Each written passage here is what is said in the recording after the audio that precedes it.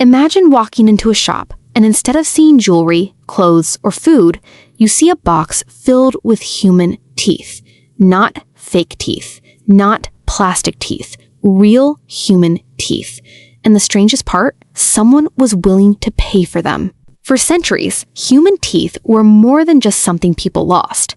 They could become a commodity, something that could be bought, sold, collected, and eventually placed inside someone else's mouth. But why? Why would anyone want to wear another person's teeth? And perhaps even stranger, who was selling them?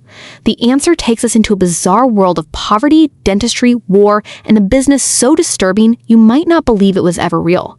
The business of human teeth. Today, losing a tooth is unpleasant, but you can call a dentist. You can get an implant, a crown, a bridge, or even a realistic-looking artificial tooth. But imagine living 200 or 300 years ago. There were no modern dental implants, no advanced anesthesia, no electric drills. And certainly no comfortable little dental clinic where someone politely tells you, this might hurt a little. Back then, tooth problems could become serious. A rotten tooth could cause unbearable pain, and once a tooth was gone, getting a replacement wasn't simple. For wealthy people, however, there were options. Dentures existed, but early dentures were often made from materials that were far from ideal.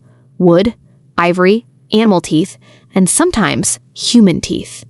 Human teeth had an obvious advantage. They looked, well, human. And that mattered. People wanted replacement teeth that looked as natural as possible. Dentists and craftsmen could take teeth and build them into dentures. Some dentures used ivory or other materials as a base, with individual teeth attached to create a more realistic appearance. And suddenly, a strange question appeared. Where could people get enough human teeth? The answer was not pleasant. Teeth had to come from somewhere, and there were people willing to supply them.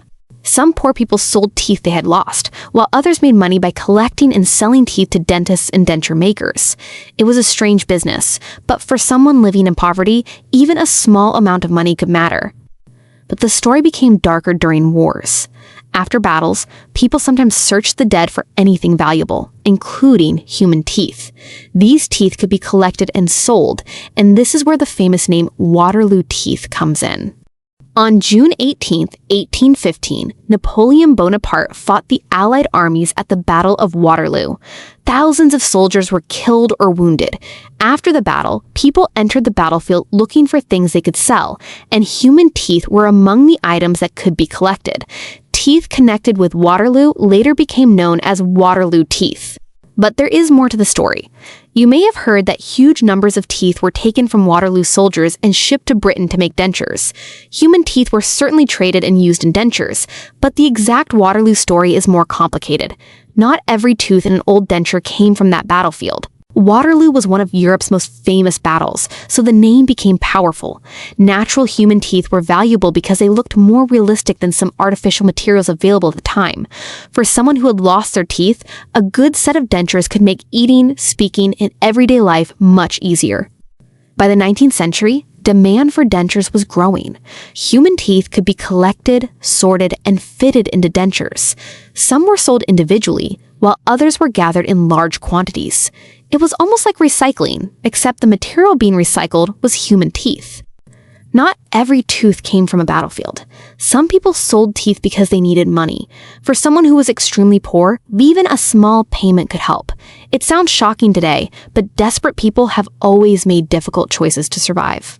Historical dentures were very different from modern ones.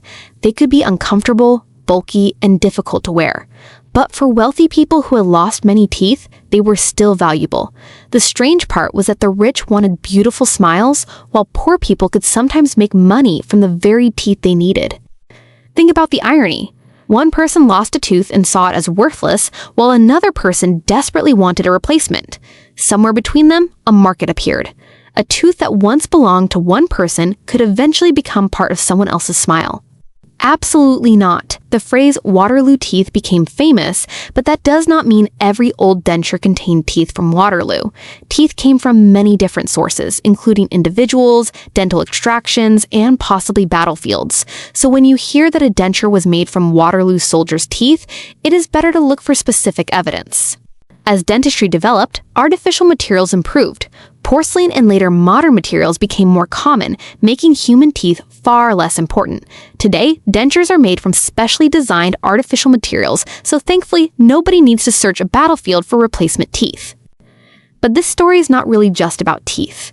It is about poverty, war, technology, class, and how humans can turn almost anything into a business. Something that once belonged inside one person's mouth could eventually become part of another person's smile. So the next time you smile, remember that a few hundred years ago, someone else's teeth could have been sitting in a shop waiting for a buyer. Somewhere in Europe, a wealthy person might have proudly worn a smile made partly from teeth that once belonged to someone else. And suddenly you might wonder, whose teeth am I wearing? History is full of stories we were never taught. Some are tragic, some are terrifying, and some are so strange they sound like jokes. But they are all part of the untold story of humanity. This is The Untold by Shiza.